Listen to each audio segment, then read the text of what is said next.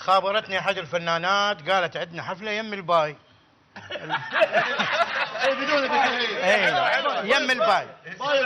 الباي لو بالدوله كان لو زنقيل.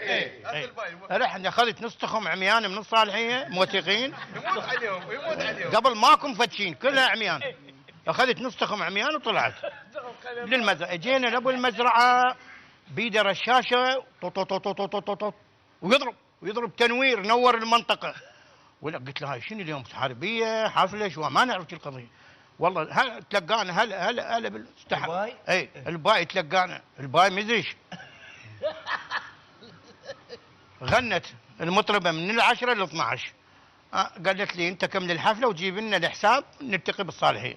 استلمتها من 12 ل 7 الصبح. قال خيي تو حلت عن متى؟ ايه بالسبعة الصبح تو حلت. قلت شي راح يبيتنا ليلتين. نسم بالسبعة وربع قال لي وقف ربعك. ربع عميان 6 اختي وقفتهم. جر السرقه مال الرشاشه قال لي نزعوا.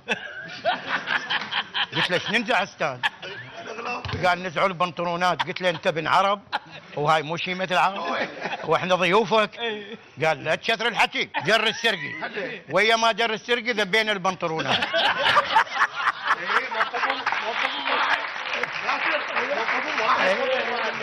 ايوه قال افتروا لازمين العميان من ورا ونفتر. لا احنا مخابير لا احنا بالشماعيه.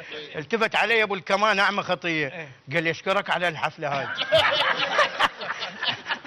قلت له ابوي انا هم مثلك نازع.